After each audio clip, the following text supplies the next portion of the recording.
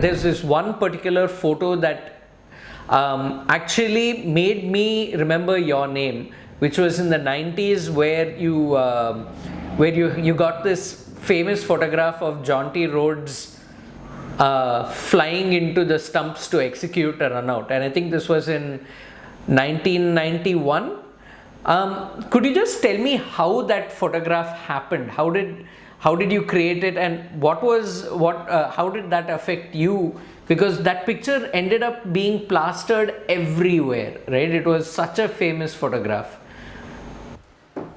Yeah, this was in 91, 92. We had this long tour of Australia. I think probably the entire tour duration was 5 months and 24 days, if I was precise. So we had a kind of a entire 5 test match tour of Australia, followed by a lovely beautiful triangular series, India, Australia, West Indies, a triangular series, and 10-day gap, and then the World Cup. So that entire tour was almost very close to about 6 months. So we ended up playing, the first game was a 3-day game in Brisbane. So there, and Brisbane ground is brilliant and very nice and awesome ground and everything like that. But the problem is that entire ground is built like a saucer. That's about it. The pitch is there by the time it comes down. So now if you stay at the ground, level where generally photographers sit, you actually get to see it, like you get to see the stumps and everything like that, but you can't see the crease at all. Because it's almost about very close to about 4 inches from the ground level. So you can barely see it. You can see the ball, you can see the wicket, pitch, everything like that, but you don't see the lines of the crease. So I covered the 3-day game, but by the time I was doing the 2nd-day game, I kept looking here, there, if I can get a spot. But if I go into the stands, I have a lot of disturbance in this, and there's so many more spectators in there. But then I saw this, there's a lovely kind of a place to sit out, but it was a Queensland Cricket Association. They had a kind of it was an association. It was their sitting area. Members used to come sit there, and that's it. So one day I saw one lady, sitting 2nd day of the game. I wasn't very happy with where I was sitting and shooting. All the other Australian photographers were there, everybody was there, but probably they were happy doing it there. I was also okay with doing there, but I wasn't very happy. You couldn't see the crease lines or something like that. So 2nd day, 3rd day, eventually the 3rd day I thought, we playing the test match. The 2nd test match or 3rd test match was in Gaba. I said, you can't be doing this. I need the line. I need to be a little higher spot would be nice. Even a 2 feet higher spot, you in there, you get a far better angle, and the picture looks a little different than what you're getting. So I kept on greeting this lady, and 3rd day she said, are you from India? I said, obviously you look at me, I do look like. Yeah ma'am, I work for a national newspaper called The Hindu, I'm from the other side. I said, ma'am, is that okay if I sit in that one corner? She used to sit in one corner all day sipping beer and sitting in there alone. Nobody used to be there. It was sit out and all that. There was space adjacent to her, next to the side screen in one corner. I said, would you mind when we come in for the test match, would you mind if I can probably grab that spot? Is that okay with you? She said, I am secretary of the club. You're most welcome, Mr. Krishnan. Come there. I'll make sure during the test match you are comfortable there. Fair enough. Then after 2 test matches, 3rd test match or something like that, we were in Brisbane. We lost badly in any case. So I went in there. I was just sat there and we were shooting pictures. By the time it became, by end of the test match, we actually came to know each other well. She used to, in the evening, she used to go drop me at the hotel and go off home and all that. Very nice, very comfortable person. And Azhar used to keep on, Azhar was the captain then, Azhar used to keep on asking me, who the hell are you sitting with and all that. Very good looking, nice female and all that. And at the end of the day, a couple of times he used to say, hey, would you mind a beer? I used to generally avoid, but when the test match got over, obviously, I'm not going to see her till the next one day when I come in there. Then again, meaning India, West Indies, and we had a couple of games in there, double headers. I was there, and we became really good friends. And then eventually there was a World Cup game which was between Pakistan and South Africa. I happened to be in there, and extremely dull, overcast, cloudy day. And I happened to be sitting there, and the match was not very interesting, and the light made you so much more boring. And for me, that was my last day at Brisbane. That's it. After that, I don't come back to Brisbane. Next day was a India-England game in Sydney. So I was sitting in there, here, there, chatting with her and having a jolly good time, speaking to her and all that. I was concentrated on the game, no issues at all. But I had the F3 camera with my film in there. That's it. And then I used to have, for black and white, I used to have a 600 mm this, and then for color, I used to have a 400 mm with this. And that day I said, that match was so, meaning badly lit, I said, I don't need any more color for this, let me remove my color camera. I removed my 400 mm lens, kept it side. I was just doing this, pretending to be just talking to her, covering the game. I was focused with the game and everything like that. But suddenly, then I looked at I used to have this dirty habit of checking your battery levels. No, there you get 2 LEDs. If your batteries are full, because that battery pack used to take 8 AA batteries to keep your MD4 motor really at high speed. But if you press your LEDs, both of them are glowing, that means your battery power is nice. But here I could see that only the second one powering. I wish, and I had batteries in my camera bag, but I thought, no, tomorrow is the India game, let me keep it for the India game, I don't want to change it. I kept going with that battery. Suddenly, I'm just there, and that's it, I'm concentrating in there. All the Australian photographers were at square on, here, there, nobody on my left, nobody on my right. I was in there, and suddenly this happens. That man just runs in from no point. He just comes in there. He knew, had he thrown, he could see only one stump from where you could see it. So he thought the fastest thing was probably him just crashing into the stump. He came running in there, Inzamam coming in there, and that's it. For me, I just pressed shutter, sharp, everything like that. And for me, like, those days weren't autofocus lenses. For me, like, I could just do this, and I knew this is it for 10 feet, this is it, this is it, this. It was just an intuition. I knew my focus was fine, my sharpness was perfect, my exposure was perfect. I had no doubts on any of it. Only thing is, had it been a digital camera, I would have seen it, check. Okay, did I get the right frame? I couldn't do that. So now you had to wait for a long time to know whether you got that shot. I knew I got it. I was very happy. Oh, I got it. At least I wasn't here, there. I wasn't looking there, here, there. I got this man coming in there. I saw it through my lens. I got it in there. And everybody at the press box up there, my colleague, and there were so many more Australian photographers, all of them knew this was the best angle. And all of them, every one of them at the press box knew that VV Krishnan always sits up there.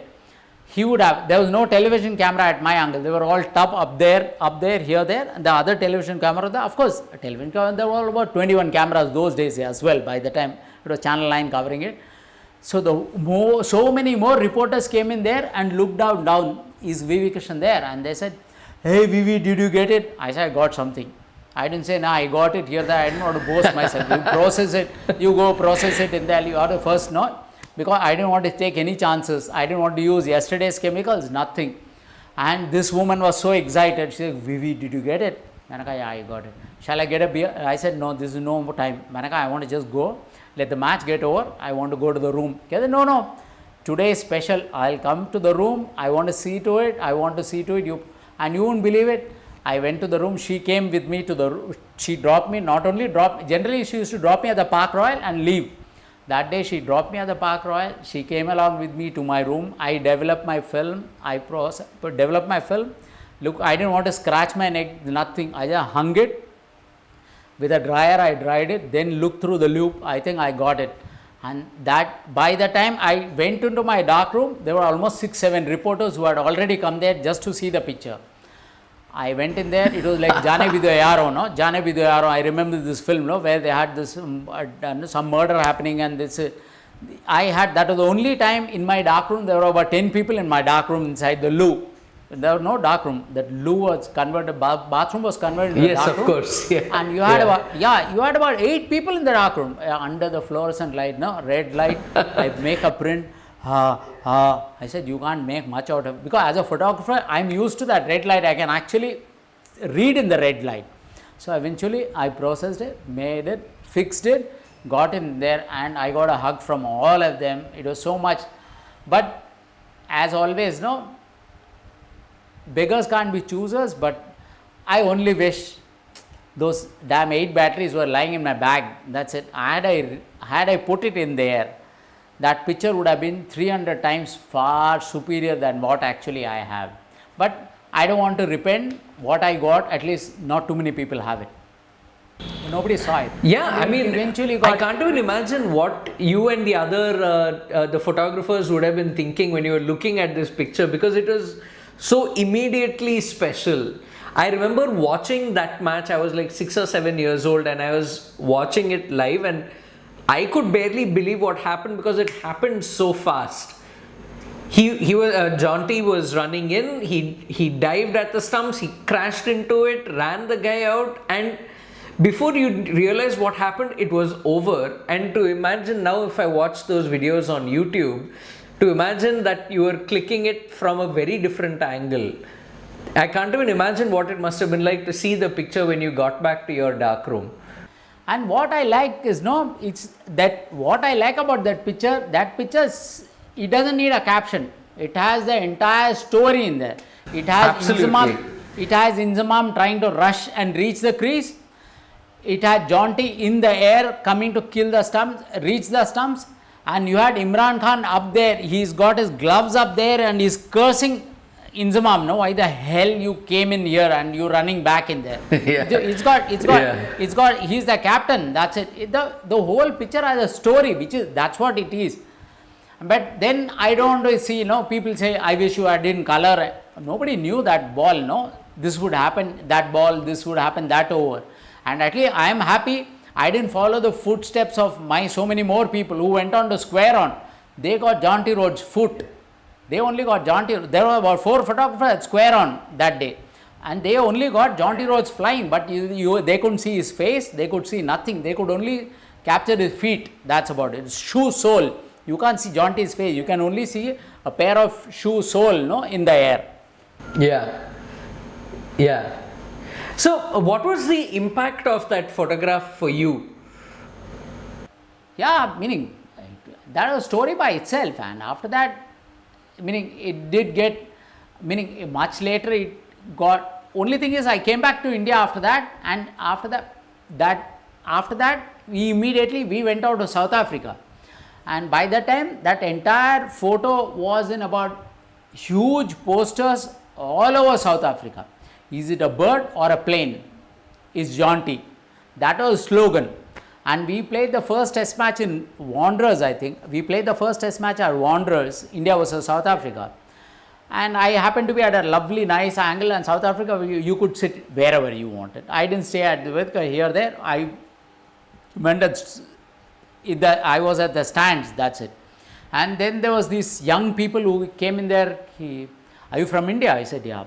Do you know Krishnan? I said, I am Krishnan. You can't be Krishnan. He is the guy who shot Jonty Rhodes' picture. Look boss, I am Krishnan, that's it. This is what is my ID. And by the time you had about 40 young people and coming in there saying, are you Krishnan? Are you Krishnan? Yeah, but let me work. And that included Jonty Rhodes' girlfriend, that's about it. She must have been just about 3 years younger to him or something. But again, that guy was so I remember I was in, and by the time, then after all that, it got voted, that picture got voted as one of the best 10 cricket pictures of the last millennium. Wow. That included another picture, another historical picture was again from Brisbane only. That was a tight test match between Australia and Wesley Hall, everybody, somebody getting run out. That probably first tight test match. That's the picture. Again from there only. That picture was like blown up and kept at there. And that's it. So it got voted as one of the 10 pictures of the last millennium. And 1990 to 2000, that was the picture which got voted. But unfortunately, Hindu with their copyright laws never gave it to the Wisden. So they had a picture of Jonty Rhodes actually taking a catch shot by Andrew Murrell. So Patrick Eager actually said, no, you want to go and look into these pictures, you have to go into that Mount Road office, go look into the files and grab that. But now, of course, it's all over on YouTube, it's all over on Google Pics, and it's everywhere. That's about that photo. Yeah, and I remember that catch as well. I think it was a one-handed catch that he took diving to his right, if I remember correctly. Yeah, phenomenal fielder, brilliant guy, very, very phenomenal fielder. A very nice person, very large-hearted, very extremely nice man, extremely. I mean, I owe a lot to him. I remember I was in Chennai about 10 years ago or something. I was 25 years of this picture or something like that. It was a test match between, I think, it was a test match between South Africa and Australia, which is playing there. I think it was 25 years of this thing happening. And Jonty happened to be in there, and luckily at the studio, that cameraman was an Indian guy. When they were discussing about this picture, Jonty mentioned my name, and as soon as it got over, apparently that cameraman told him, "Do you know Krishnan?" Karke. Kehta, "Yeah, I know him very well, but I don't have his number." Kehta, "I have his number." So he gave me a WhatsApp call. I was in Chennai. I think it was Saturday or Sunday. I was home in Mylapore, and it made me like, I was just amazed that like Jonty is giving me a call from it, and I didn't realize it was 25 years, exactly 25 years of that moment happening. That is something special. Some cherished moments. That's it. I'm proud of it. I love it.